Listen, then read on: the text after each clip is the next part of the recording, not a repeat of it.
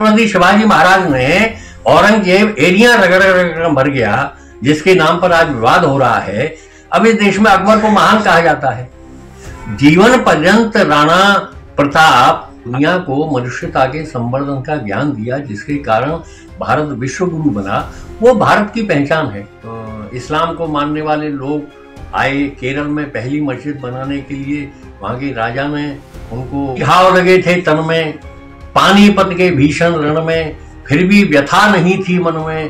तुम्हें जगाने को चमकी थी सांगा की तलवार, जगाया तुमको कितनी बार। तो चीन की पहचान तो पैगोडा है।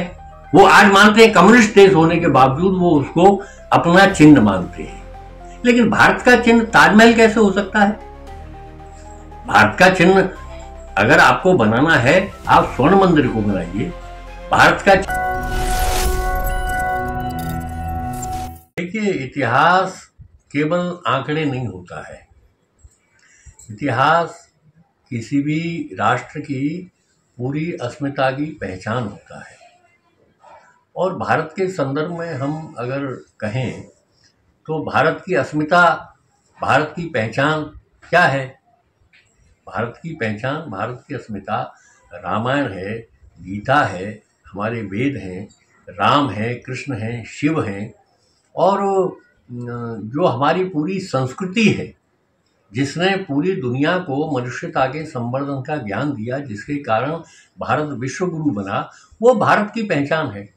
और आप राजनीति के कारण बाबर को भारत की पहचान बनाना चाहोगे, अकबर को भारत की पहचान बनाना चाहोगे, तो ये तो देश के प्रति कहीं न कहीं आपकी भक्ति भाव में कमी है। कोई भी आदमी कहीं भी रहे, प्रेम से रहे, घुल मिल कर रहे। और भारत तो सबके प्रति सम्मान, प्रेम और आदर रखने वाला देश है। यहाँ जब इस्लाम को मानने वाले लोग आए केरल में पहली मस्जिद बनाने के लिए, वहाँ के राजा ने उनको स्थान दिया, पैसा दिया। पारसी आए गुजरात के तट पर होकर, उनको पूरा सम्मान मिला। तो भारत में सबके प्रति बहुत आदर का, प्रेम का भाव है। सर्वपंथ समभाव, ये भारत की संस्कृति की देन है।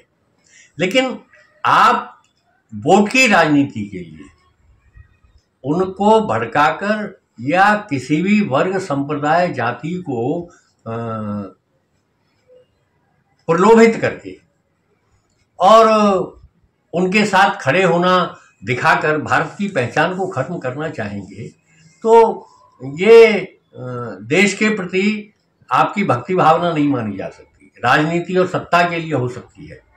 अब जो अभी बीच में विवाद उठा, राणा सांगा के बारे में एक टिप्पणी एक राजनीतिक दल के सांसद ने कर दी। आप केवल स्वार्थों के लिए सब कर रहे हैं। बाबर और राणा सांगा की तुलना आप कैसे कर? हम तो बचपन से गीत गाते आ रहे हैं। 80 घाव लगे थे तन में, पानीपत के भीषण रण में, फिर भी व्यथा नहीं थी मन में। तुम्हें जगाने को चमकी थी सांगा की तलवार, जगाया तुमको कितनी बार। तो राणा सांगा जैसा वीर और ऐसा राष्ट्रभक्त व्यक्ति आप किसी भी छोटे से और तथ्य को इतिहास में से निकाल कर ले आए और राणा सांगा को गद्दार तक कहा जाए, तो इससे बड़ी घृणास्पद बात कुछ भी नहीं है। बाबर कभी भी इस देश की पहचान नहीं हो सकता। और जबरदस्ती आप बाबर की पहचान बनाए रखने पर भारत के उन वीर श्रोमणी लोगों को, जिनके कारण भारत भारत है, इतने संघर्षों के बाद भी ये जो कहा जाता है कि कुछ बात है कि हस्ती मिटती नहीं हमारी, वो बात वही है कि कितने वीर श्रोमणी देशभक्त लोगों ने अपना जीवन भारत को बचाए रखने में लगा दिया। और आप अपनी वोट की राजनीति के लिए एक वर्ग समुदाय को भड़काए रखने के लिए और देशभक्तों को लांछित करते हैं। अब इस देश में अकबर को महान कहा जाता है। जीवन पर्यंत राणा प्रताप अकबर के खिलाफ लड़ते रहे, आप उनकी तुलना में अकबर को महान कहते हैं। ये इतिहास का तथ्य है कि राणा प्रताप ने अपनी मृत्यु से पहले मेवाड़ के 35 किले जीत लिए थे। और उस सत्य को आप नहीं सामने लाना चाहते। हल्दी घाटी को लेकर ये विवाद खड़ा किया जाता है कि राणा का जो युद्ध हुआ अकबर की सेना से, राणा हार गए। हल्दी घाटी का युद्ध, इतिहास में ये भी तथ्य है कि राणा प्रताप ने जीता। तो इन सच्चाइयों को आप क्यों नहीं सामने लाना चाहते? मुगल साम्राज्य की बात कहते हैं। मुगल साम्राज्य दिल्ली को केंद्र बनाकर आसपास के इलाके के बाहर नहीं रहा। छत्रपति शिवाजी महाराज ने औरंगजेब एरिया रगड़ रगड़ मर गया, जिसके नाम पर आज विवाद हो रहा है। छत्रपति शिवाजी महाराज ने दक्षिण में घुसने नहीं दिया उसको, और बुरहानपुर के आगे जब उसने खुद जाने की हिम्मत की, जब उसके सपा सालार और उस शिवाजी को नहीं जीत पाए, हिंदवी स्वराज्य खड़ा कर दिया, पूरा मराठा साम्राज्य खड़ा कर दिया अपनी देशभक्ति के कारण। भारत की आज जो नौसेना है उसकी नींव छत्रपति शिवाजी महाराज ने रखी, और आप मुगल काल कहते रहते हैं।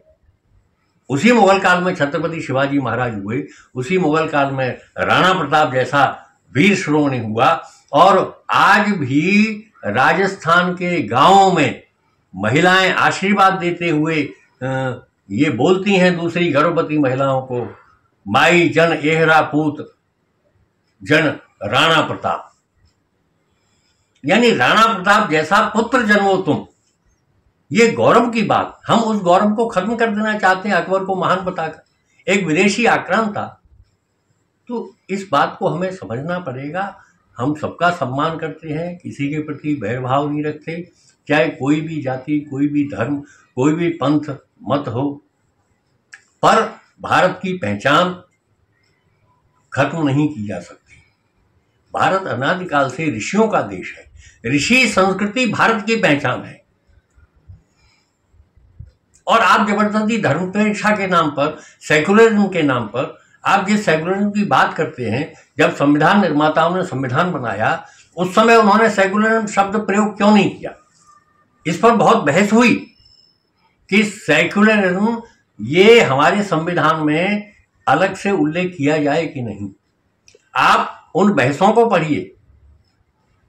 डॉक्टर अंबेडकर से लेकर दूसरे सभी लोगों ने इस बात को माना कि सेकुलरिज्म तो भारत के डीएनए में है, इनबिल्ट है, तो अलग से उसका उल्लेख करने की जरूरत नहीं है।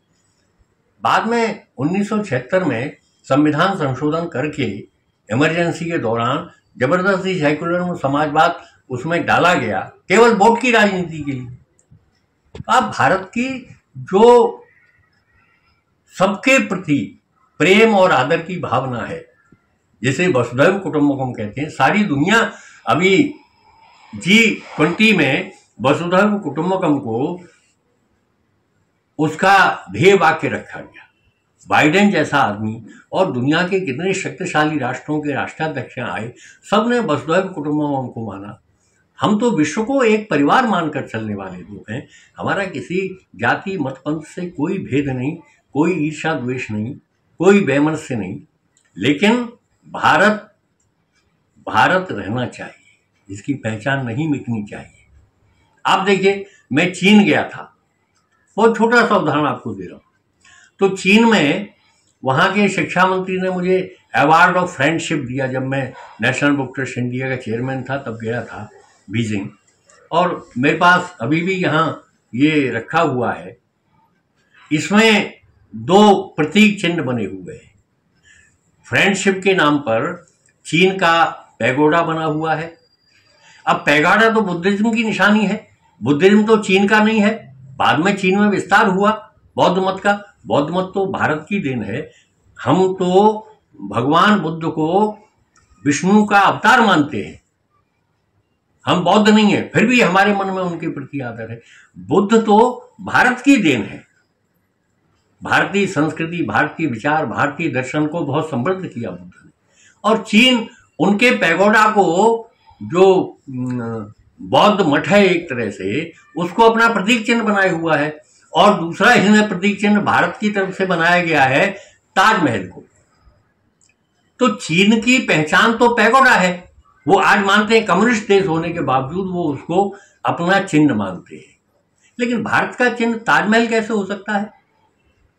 भारत का चिन्ह अगर आपको बनाना है, आप स्वर्ण मंदिर को बनाइए। भारत का चिन्ह बनाना है तो आप राम मंदिर को बनाइए, भारत का प्रतीक अगर बनाना है श्री कृष्ण जन्मभूमि को बनाइए, और दूसरे बहुत से ऐसे स्थान भारत में हैं जो भारत की पहचान को प्रकट करते हैं। ताजमहल भारत की पहचान को प्रकट करने वाला स्तूप नहीं है। तो हमें भारत के प्रति भक्ति रखनी पड़ेगी। केवल कहने से नहीं चलता कि यहाँ तो हमारा देश है और हम कोई भारत विरोधी थोड़ी हैं, यहाँ सब पलेंगे सब, लेकिन भारत की पहचान समाप्त करने का किसी को अधिकार नहीं दिया जा सकता। और बाबर की तुलना में राणा सांगा को गद्दार कहने का अधिकार किसी को नहीं दिया जाएगा। नहीं तो मित्रों, ये भारत भारत नहीं रहेगा। और जब हम इसकी बात करते हैं तो लोग उसको में सांप्रदायिकता है, संकीर्णता है, ये सब बातें करते हैं। हमें अपने देश की पहचान के प्रति, अस्मिता के प्रति जागृत होना पड़ेगा। और जिन मूल्यों ने भारत को विश्वगुरु बनाया, जिन मूल्यों ने विश्व में मनुष्यता को समृद्ध किया, उन मूल्यों को बचाए रखने के लिए हमें उन प्रतीकों को भी, उन महापुरुषों की स्मृतियों को भी बचा कर रखना पड़ेगा। केवल वोट की राजनीति में हम उनको लांछित करें, अपमानित करें, उनको उनकी अनदेखी करें, ये किसी भी कीमत पर उचित नहीं है। भारत सबके प्रति आदर और प्रेम से जीने वाला देश है। पूरी दुनिया के प्रति सहिष्णुता, भारत के प्रति सहिष्णुता, समाजवाद जो भारत के डीएनए में है। समाजवाद सिखाने की जरूरत नहीं है भारत को। हमारे ऋषि ने कहा ईशावास्य मिदं सर्वं यत्किंचित् जगत्याम जगत तेन त्यक्तेन भुंजीता मागधः कस्मिंश्चित् तद्धर्म। इससे बड़ा समाजवाद क्या हो सकता है। हमारे ईशावास्योपनिषद में ऋषि ने कहा कि धरती के कण कण में भगवान है और इनके इस एहसास को रखकर दूसरे के हिस्से का खुद ग्रहण मत करो, केवल अपना जो भाग है उसी को ग्रहण करो, उसी पर तुम्हारा अधिकार है। और दूसरे के अधिकार, दूसरे के हिस्से को खाओगे, ये पाप है। इससे बड़ा समाजवाद क्या हो सकता है। तो अब भारत को जानना नहीं चाहते, भारत को पहचानना नहीं चाहते और बस झंडा उठा के राजनीति कर रहे हैं। आप भारत के प्रति दुष्प्रचार करते हैं और केवल वोट के लिए लोगों को भड़काकर और अपनी राजनीति सत्ता प्राप्त करना चाहते हैं। ये बिल्कुल उचित नहीं है। भारत की हमारी ऋषि संस्कृति है, सारा विश्व उसको मान रहा। अर्नाल्ड टाइन भी अपनी पुस्तक ए हिस्ट्री ऑफ हिस्ट्री में लिखते हैं कि दुनिया आज जिस विनाश के कगार पर खड़ी हुई है उसको बचाना है तो भारत का विचार, भारत में परिवार की संकल्पना, ये डॉक्यूमेंट है। ये मैंने नहीं लिखी किताब। अर्नाल्ड टाइन भी ब्रिटिश इतिहासकार हैं, बहुत बड़े समाज विज्ञानी हैं, वो लिख रहे हैं इस बात को कि भारत में परिवार की जो संकल्पना है आज पूरी दुनिया को, विनाश के कगार पर खड़ी दुनिया को वही बचा सकते। भारत तो ऐसा व्यापक दृष्टिकोण वाला देश है। संगच्छध्वम संवदध्वम संवो मनांसि जानतम, हम तो सबको साथ लेकर चलने वाले हैं। सर्वे भवन्तु सुखिनः सर्वे सन्तु, ये दुनिया की कोई थ्योरी ये अवधारणा, ये कंसेप्ट नहीं दे सकी। भारत की ये थ्योरी है, क्योंकि भारत ने संकीर्णता के साथ जीना नहीं सीखा। भारत ने जाति मत पंथ इनको केंद्र बनाकर जीना नहीं सीखा। भारत के केंद्र में हमेशा मनुष्यता रही है। स्वामी विवेकानंद शिकागो में उन्होंने 1893 में भाषण दिया तो उन्होंने ये वहां घोषणा की कि मैं उस देश का प्रतिनिधि हूं जो विश्व के सभी धर्मों की जननी है। कितनी बड़ी बात है। हम उसको स्वीकार नहीं करना चाहते, केवल वोट की राजनीति के लिए। सबके प्रति प्रेम, सबके प्रति आदर रहते हुए भी भारत की पहचान, भारत की अस्मिता, भारत की संस्कृति, इसके प्रति हमको सजग रखना पड़ेगा, उसे बचाए रखना पड़ेगा, उसको सशक्त बनाए रखना पड़ेगा। भारत तब भारत रहेगा और भारत बचेगा तो दुनिया बचेगी।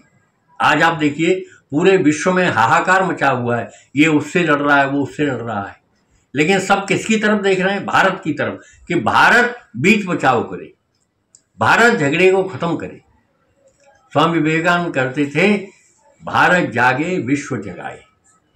भारत की भूमिका है पूरे लोक कल्याण के लिए, जगत के कल्याण के लिए कि भारत जागृत रहेगा, स्वस्थ रहेगा, सशक्त रहेगा तो दुनिया बची रहेगी, नहीं तो दुनिया नष्ट हो जाएगी। इसलिए भारत को हम अपनी संकीर्ण राजनीतिक लिप्साओं में न घसीटें, भारत को भारत रहने दें, यहाँ के मूल्यों को, यहाँ के महापुरुषों को, यहाँ की जो ज्ञान परंपरा है उसको हम अनादर के भाव से न देखें।